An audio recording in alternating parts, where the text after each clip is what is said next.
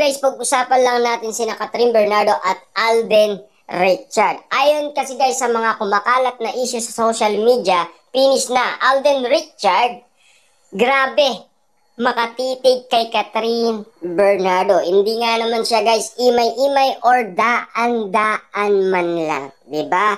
Siyempre guys, unlimited nga naman kasi ang nakikita ng mga netizens at mga fans sa ginagawa umano ni Alden Richard. Kasi guys, ang inala ng iba, sign na daw ito na nakikita nila na umiibig na itong si Alden Richard kay Catherine Bernardo.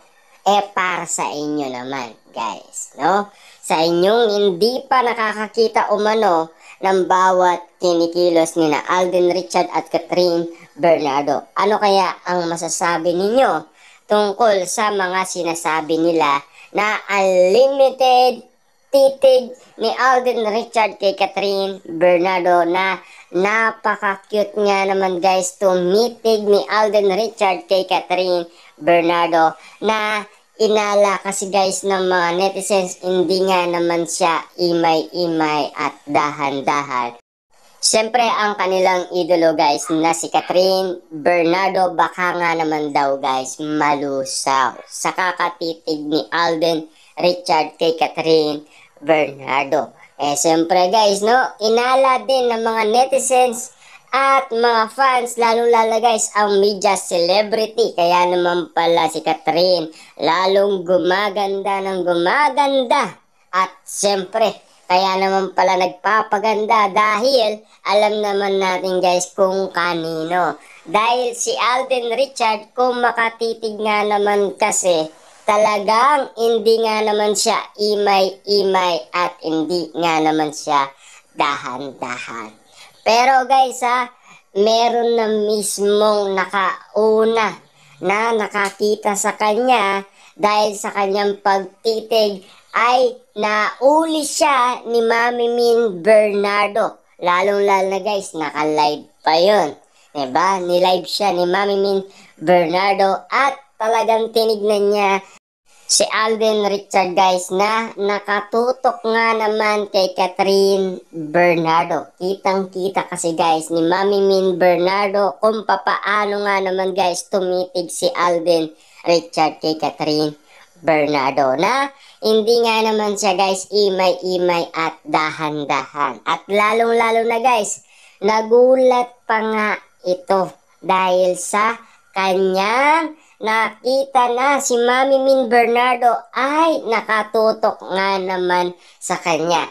Kasi guys, kung si Alden Richard ay nakatutok nga naman kay Catherine Bernardo, si Mami Min Bernardo naman guys ay nakatutok nga naman kay Alden Richard. Diba? Siyempre guys mabibilang mo yun sa oras ng live ni Mami Min Bernardo kung ilang oras nga naman siya guys nakatutok kay Catherine Bernardo. Nang walang lingon-lingon guys, no? Hindi nga naman makakita guys na talagang kumikindat-kindat ang kanyang mga mata. Hindi guys talagang mapapansin mo talaga guys na talagang nakapokus lang si Alden Richard kay Catherine Bernardo.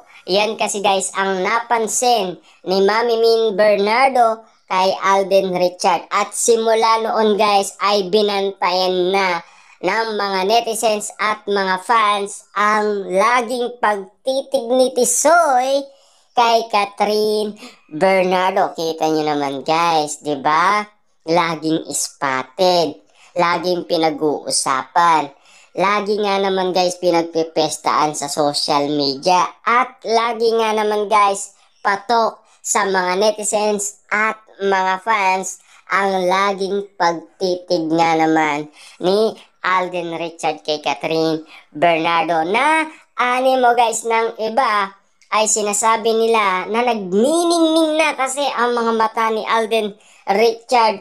Siyempre, yan na ba talaga ang tunay na sign na si Alden ay umiibig na sa isang katulad ni Catherine Bernardo? Malaki ba talaga guys ang chance ni Alden Richard kay Catherine Bernardo?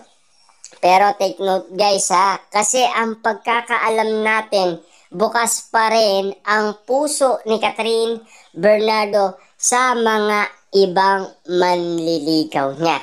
Ang sabi kasi guys ni Ogie Diaz, hindi niya pa daw ito sinarado sa ibang mga manliligaw niya. Ibig sabihin guys, may kasalo pa rin si Alden Richard sa lahat ng manliligaw ni Catherine Bernardo. Sino kaya guys ang sa tingin ninyo ang mananalo?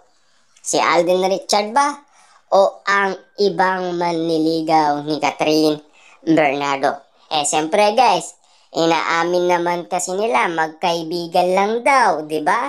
At lalong lala guys, sinasabi sa atin ni Ogie Diaz na solid daw na manliligaw itong si Alden Richard. Ayon daw sa kampo ni Catherine Bernardo. Kasi, yan kasi guys ang lahat ng mga kumakalat sa social media na animo kasi guys, lahat yan ay nakatutok sa lahat ng social media na pinag-uusapan, ang panliligaw niya, at lalong-lalo na guys, ang sinasabi nila na magkaibigan lang daw sila. Kaya nga naman guys, malaking duda ang lahat ng mga netizens at mga fans dahil nag-iiba lahat ng mga issue sa social media. Dahil alam naman natin guys, hindi nga naman naka-prepare or nakaanda ang Kat din para sa ganon sitwasyon na sila ay mabibigla sa mga katanungan na ibinabato sa kanila. Lalong-lalo guys, meron pa silang iniisip na trabaho, 'di ba? At lalong-lalo guys, iniisip pa nila noon ang earnings ng Hello Love Again. Kapag ito ay nabukas, ano kaya ang magiging resulta, 'di ba? At lalong-lalo na guys, siyempre, kumita nga naman ng malaki kesa doon sa nauna. Ibig sabihin guys, may pagsubok na nakaligtas sila doon sa opening pa lang ay kumita na ng 85 million. Paano naman kaya guys ang ending nito? 'Di ba? Kung matatalo nila ang rewind, 'di ba?